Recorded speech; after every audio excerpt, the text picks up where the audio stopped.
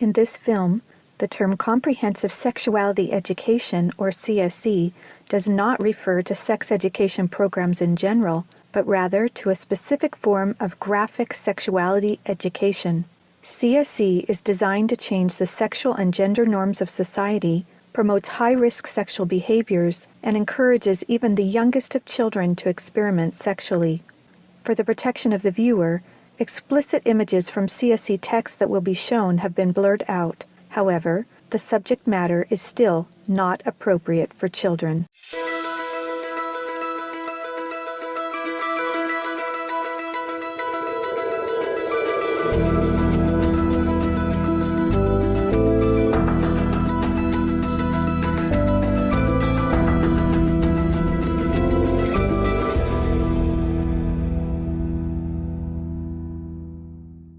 This is definitely an attack on healthy family life. It will affect your economy.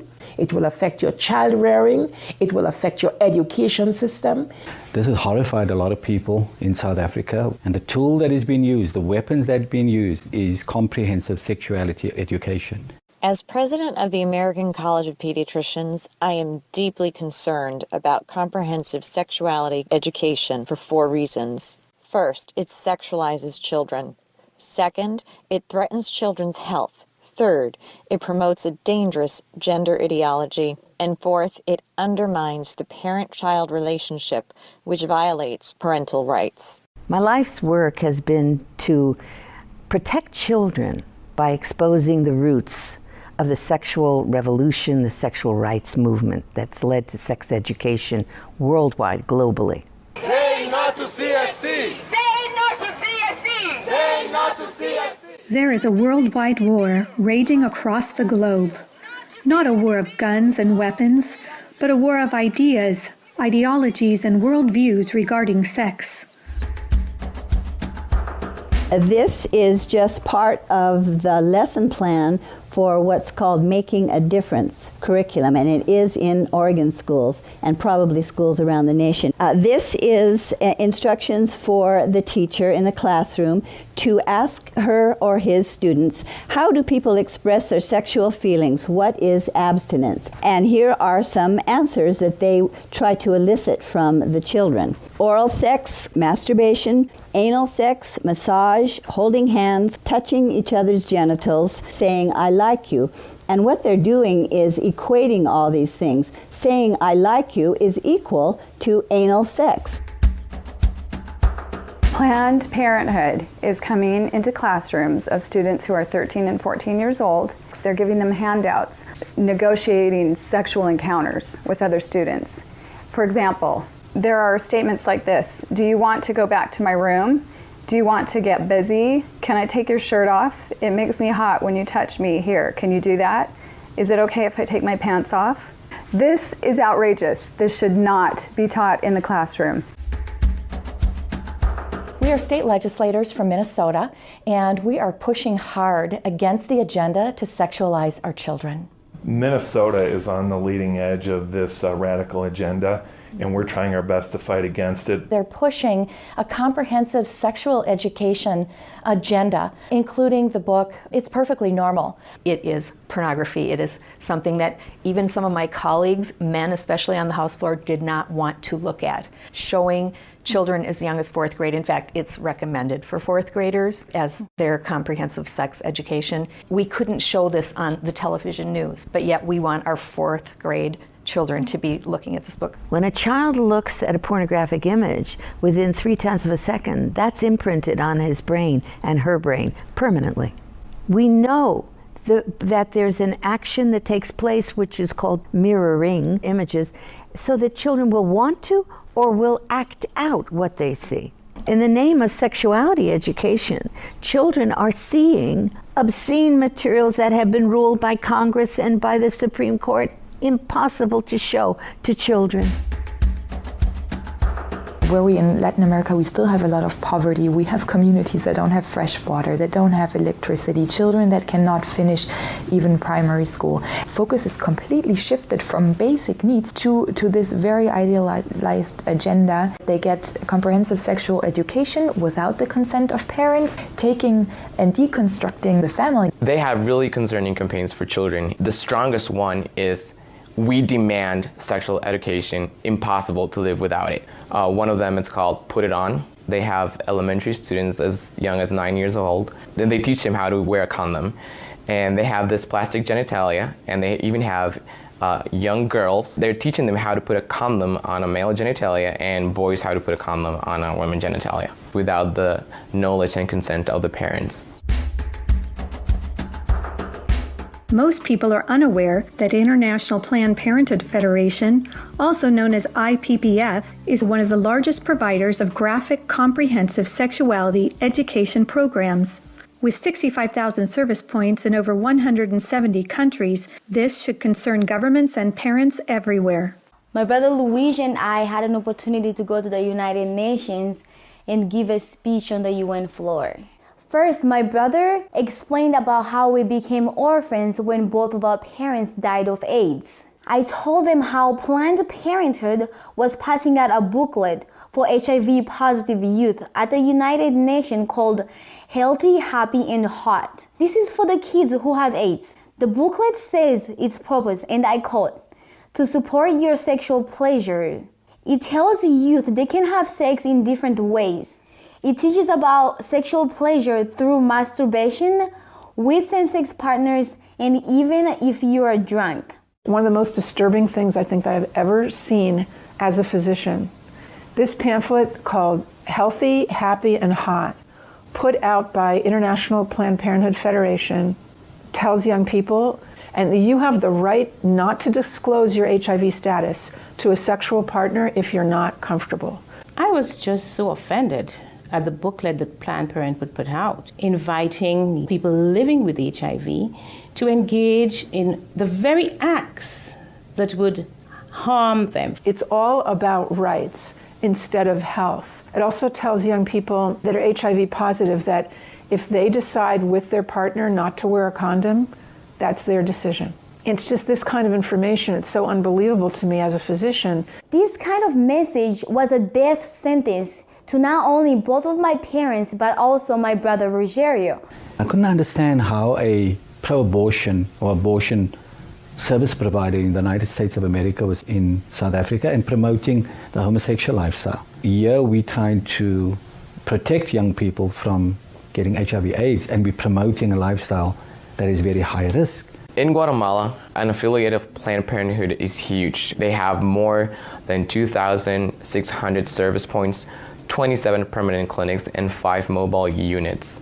Planned Parenthood became very active in the 90s in Russia after the collapse of Soviet Union. They would provide textbooks for the Russian Ministry of Education and penetrate the official educational networks. Some of those textbooks were really bad and tried really to sexualize children. The Swedish Planned Parenthood presented a film of about 30 minutes, an animated film which is addressed to young people of 13 to 14 years old. It is called Sex on the Map. In this film, the young people are taught that anything is okay as long as you agree and it feels right for you. International Planned Parenthood Federation, especially in the Latin American region, is omnipresent. Be it at the mission at the United Nations, the person, for example, working on the actual language, drafting the document, is a direct International Planned Parenthood affiliate. We see the same thing in the Mexican government. They're usually the #1 advisor to the mission. They have a direct influence on the outcome documents, on what is established, what is negotiated at the UN. Planned Parenthood is one of the largest organizations in the world pushing sexual health and reproductive rights. What what they mean by that is not so much about reproducing. It's not about health care for babies, for mothers who want to have babies. It's trying to prevent the birth of babies. Many of the key players that are advisors to the representatives of various countries, they're actually directly linked to International Planned Parenthood Federation. It's really striking how International Planned Parenthood Federation plays such a big role, and what we just can't put our finger on is how that happened. Margaret Sanger, the founder of Planned Parenthood Federation, she was part of the eugenics movement that she referred to black people as the weeds of society. She believed in this ideology that the weak people in society should be weeded out. They masquerade themselves as an agency here to help Africa plan its population. What they're trying to do is to suppress the African population. They do it through education, making sure that whatever reproductive health care is wanted is in the direction of not having children. The It's All One curriculum, also promoted by International Planned Parenthood, reveals the multiple manipulative tactics used to indoctrinate and sexualize children through CSE. Like other CSE programs, It's All One claims, among other things, to be evidence-based, comprehensive, human rights, gender-sensitive, and culturally appropriate education that will increase young people's responsible decision-making, to reduce adolescent rates of pregnancy and sexually transmitted infections, including HIV. It's All One, however, like most CSE programs, is really just cleverly disguised abortion rights, sexual pleasure education, masquerading as human rights, gender, and sexual and reproductive health education. It indoctrinates youth in radical feminist ideologies regarding power, privilege, and equality. It aggressively promotes abortion with 112 references to abortion, manipulating young minds using scare tactics, telling girls, every minute of every hour a pregnant girl is dying, so we need to legalize abortion. Students are then required to read stories of girls who have had abortions so they can learn to walk in her shoes in the decision to have an abortion. Like other CSE programs, It's All One has an obsessive focus on sexual pleasure, mentioning sexual pleasure 62 times. It promotes multiple sex acts, the idea that one sexual practice is not better or worse than another, and instructs children on how to stimulate themselves or their partner to orgasm. Children are also asked to read personal stories about feeling sexually attracted to someone of the same sex.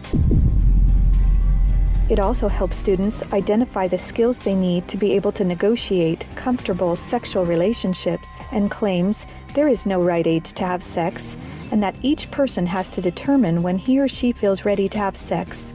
To explore their readiness, children fill out a worksheet that infers children are ready to have sex when they are feeling close to the other person, when both of you want to have sex, when you are feeling sexually attracted to the other person, and when you're feeling comfortable about telling the other person what feels good sexually. It teaches that human rights encompass sexual rights, including alleged rights to all persons to sexual expression and the right to seek sexual pleasure. Students are also given a list of problems they can work on or advocate for, such as adolescents don't have access to sexual and reproductive health services, and where abortion is illegal, it is dangerous. It's All One curriculum has been in high demand since it was launched several years ago at the United Nations, with requests coming from more than 150 countries and from every state in the United States. This program has been taught to children across the world. It can be difficult to understand why any organization would promote promiscuity and high-risk sexual behaviors to children through comprehensive sexuality education. However, hooking children on sex is a multi-billion-dollar business for Planned Parenthood and other similar organizations. This is because children, or prospects, once sexualized, become Planned Parenthood customers dependent upon their services, and then are turned into peer advocates or educators, recruiting other young people as peer educators to generate even more customers for Planned Parenthood. Some of the lucrative, youth-friendly services Planned Parenthood and their partners provide include sexual and reproductive health counseling, contraceptive counseling, including emergency contraception, abortion services, sexually transmitted infections, including HIV prevention, treatment, and counseling, and now they even provide transgender hormone services. Planned Parenthood aggressively and quite successfully lobbies governments and the United Nations for millions of dollars annually to fund their multiple services and programs, including CSE. Some of their top executives receive high six-figure salaries, yet most governments are completely unaware of their true sexual agenda. Just looking into the next years in the context of the Sustainable Development Goals, that determines the agenda for the next 15 years. The voice is very, very biased. It's just International Planned Parenthood Federation and their affiliates who actually make the suggestions. The United Nations is also aggressively pushing CSE for children worldwide. A prime example of this is the International Guidelines on Sexuality Education, published by UNESCO in cooperation with UNFPA. Some of the objectives of the UNESCO Sexuality Education Guidelines include teaching children, among other things, at age 5, that masturbation is not harmful, at age 9, about sexual stimulation and the definition and function of orgasm, at age 12, about respect for different sexual orientations and gender identities, and at age 15, that both men and women can receive sexual pleasure with a partner of the same or opposite sex. When I got to the UN behind closed doors, I was really shocked. Comprehensive sexuality education, which was being pushed at us, really meant encouraging children to experiment sexually. The comprehensive sexuality education is presented as a silver bullet that would solve all the problems. It's seen as the index to economic growth, as a solution to poverty, as a solution to everything. Even more disturbing are the World Health Organization standards for sexuality education in Europe. These standards actually suggest that children ages 0 to 4 should be given information about enjoyment and pleasure when touching one's body parts or masturbation, and given the right to explore their gender identities. For ages 4 to 6, children should be taught about same-sex relationships and respect for different norms regarding sexuality. For ages 9 to 12, the differences between gender identity and biological sex, and about their sexual rights as defined by International Planned Parenthood Federation. And finally, for ages 15 and up, children should learn to celebrate sexual differences, about violations of their sexual rights, and their alleged right to abortion. The UN's Children's Agency, UNICEF, also promotes comprehensive sexuality education, and as far back as 1999, UNICEF was also found to be promoting the sexual pleasure agenda. For example, on page 89 of a UNICEF-published Sexual and Reproductive Health Manual for Pregnant Teens in Mexico, UNICEF listed situations in which one can obtain sexual pleasure that included sexual responses directed towards inanimate objects, animals, minors, and non-consenting persons. The way they're doing this is to actually penetrate our schools. And so once it changes at the policy level, then we'll probably have no control over what is taught in the schools and who teaches it. An online CSE program for African youth called The World Starts With Me tells children that sexuality includes French kissing, oral sex, and masturbation. It then tells them it's their own choice if they want to lose their virginity. It shows children pictures of naked girls and boys in various stages of development, and then asks them to point out differences in their private parts. Parents likely will never know, as it is all done online away from home. This program has been found in Kenya, Uganda, Ethiopia, and Ghana, and is probably in many other African countries. We have had several high-level visits to Jamaica and the Caribbean from Prime Minister David Cameron of the UK, from the Secretary General of the UN Ban Ki-moon, and from President Barack Obama. This is about pressuring the Caribbean to accept the sexual rights campaign. Letters have been written, try to get the Nigerian delegation to actually yield in matters of comprehensive sexuality education. The UN is for all countries, great and small. As such, it should not be used as a platform to advocate tendencies, ideologies, or ways of life that are at variance with its core principles and mandates. Many times we're cornered, by other delegations seeking to impose a radical sexual agenda. We were confronted with a text that was replete with controversial issues, extremely divisive in nature. The Nigerian government was actually told by the Western countries that if they do not give in, that they will be denied foreign aid. Let me express serious concerns regarding UNFPA's attempt to discredit the government of Nauru and its permanent mission to the United Nations during these negotiations. UNFPA has tried to convince my country to change our positions on issues such as reproductive rights and comprehensive sexuality education. Harassing my capital or going through UNFPA's regional office in the Pacific will not change my country's position. Madam Chair, does the UNFPA think it can do this because Nauru is the smallest member state of the United Nations? The interests of organizations like UNFPA and IPPF is to get parents out of the picture and to radicalize and sexualize children. At the UN, if parental rights is being proposed in a document, it's thrown out. A report by the United Nations Special Rapporteur on the Right to Education, issued to the UN General Assembly, claimed that children have a right to comprehensive sexuality education, aimed, among other things, at abolishing guilt feelings about eroticism, and that will teach about the importance of sexual diversity. In comprehensive sexuality education, the approach is to celebrate sexual freedom or sexual license, to celebrate experimenting from a medical perspective. When sexual freedom is the priority, then sexual health is going to suffer. You just can't have it both ways. If a sexual education program is teaching a child or leading a child towards multiple sexual relations, early introduction to sexual intercourse, it is, by the data, a public form of sexual abuse. Out-of-wedlock births are going to skyrocket. They're going to have many more abortions. They're going to have much more STDs.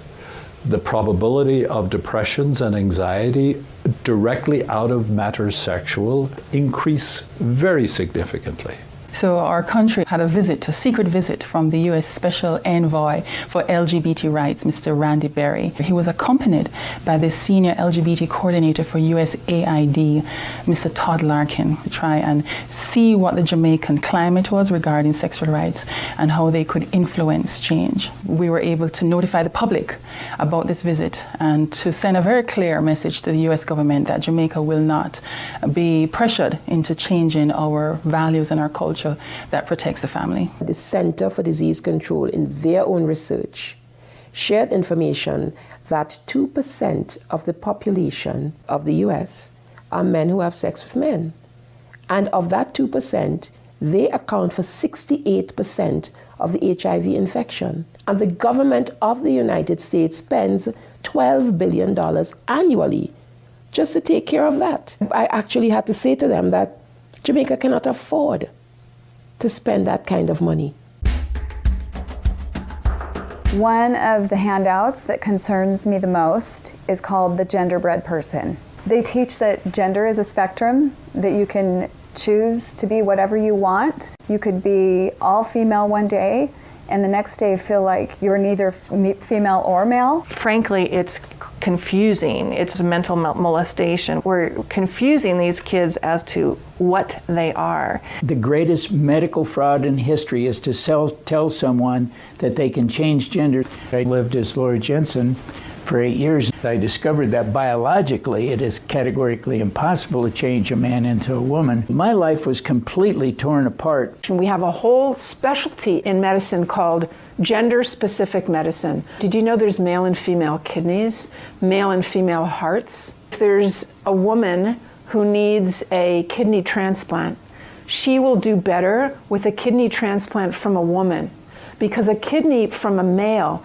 every cell in that kidney is going to have a Y chromosome. When we prescribe medications now, is this patient male or female? Because the reaction to the medication may differ.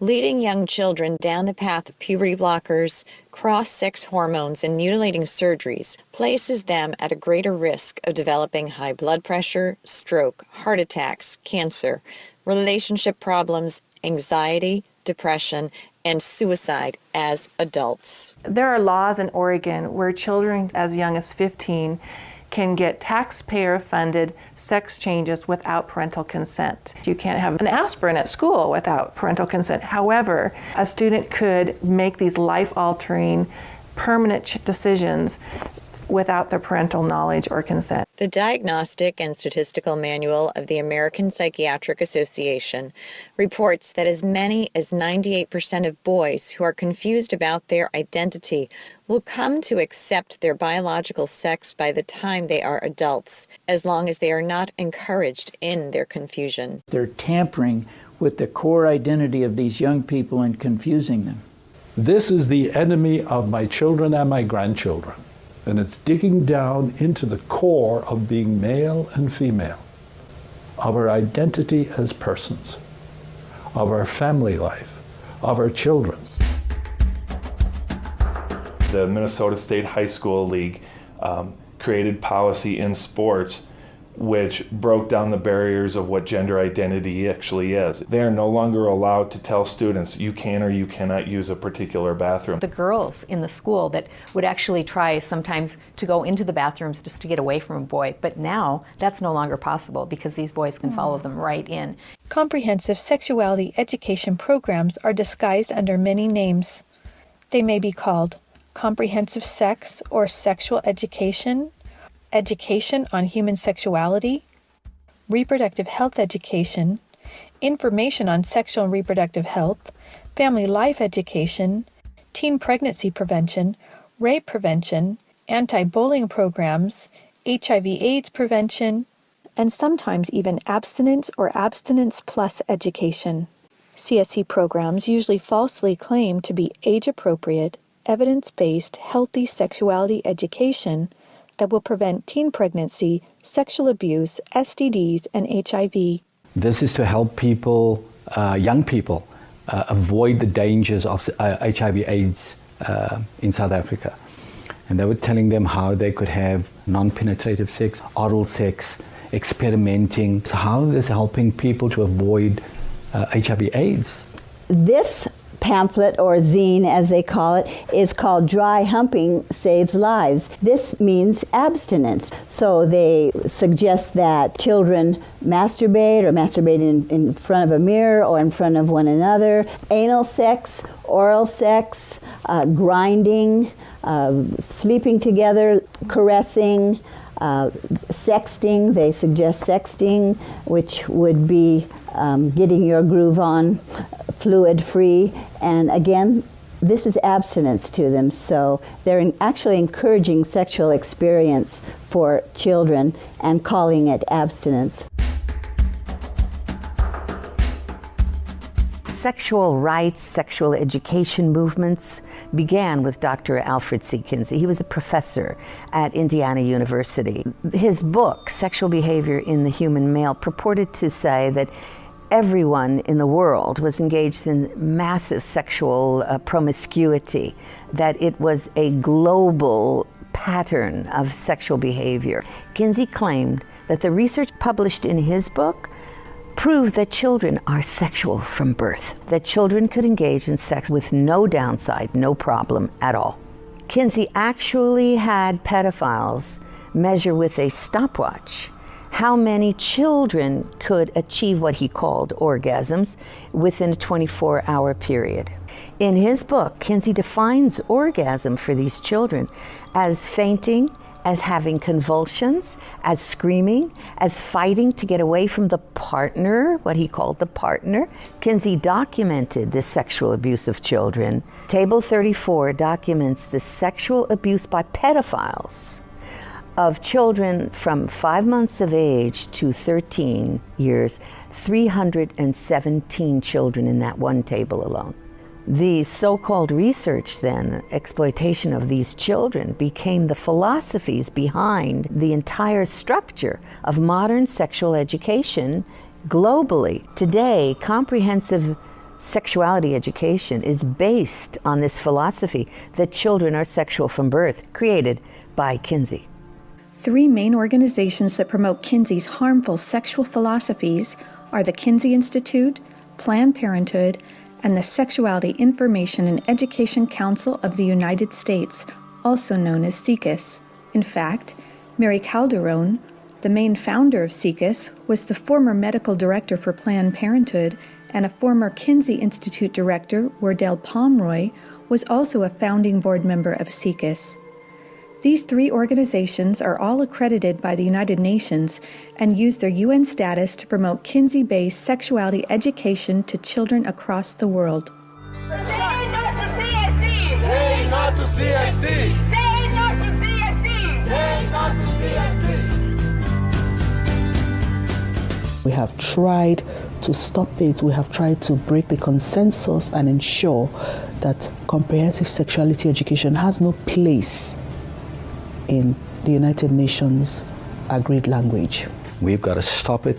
We've got to use everything at our disposal. We have to stand together to stop this attack against our children. The material was exposed by one individual, and the entire nation got wind, and as a result of it, it had to be withdrawn. Every well-thinking adult must be vigilant and must stand as a gatekeeper to our children's development. Band together and find ways to stop it from entering your country. We are trying to stop Planned Parenthood in Guatemala, and they have all this funding and this organization, but we know that if we stand together, we can do something for the family, for the children, for the future of the world. We're in a battle. If this has not come to your state in a full way, I can tell you it's come to Minnesota, and we deal with it every single day. As elected officials, if we can't rise and stand up and speak out on behalf of our children, our innocent children, what are we even doing? What are we even doing here? We stopped the Kinsey sexuality education program in Croatia.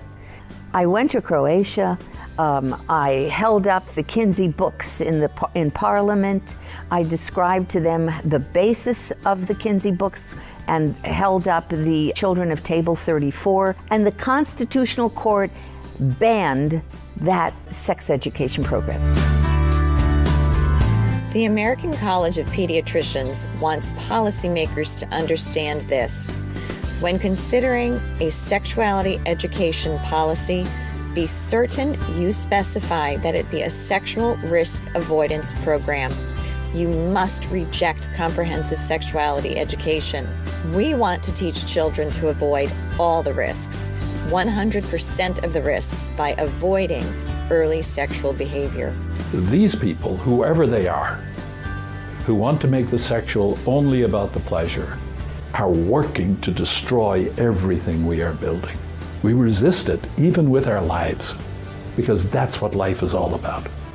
It is time for parents to say, no, my family is mine. My wife is mine. I am hers. Our children are ours. They don't belong to the state. And people of different faiths can easily band together on this. I may be a devout Muslim. I understand this. I'm a devout Mormon. I understand this. I'm a devout Roman Catholic. I'm a devout evangelical. On this parental issue, we are all together. Just understand, it's happening on our watch. If we don't do something about it, it is all of us that carry that guilt. Men have to rise up, defend their family. On matters sexual, the fathers have got to stand up. Say that you have no place talking sexuality to my children. We must let the world know the roots of this radical, destructive Kinseyan sexuality education. That is the only way we will be able to stop the corruption, the destruction of the world's children. Family Watch International invites good people from all around the world to join us in this worldwide battle to protect the health and innocence of children. To learn more and to sign the petition to stop comprehensive sexuality education, go to stopcsc.org. You can also help by encouraging others to watch the documentary and sign the petition as well.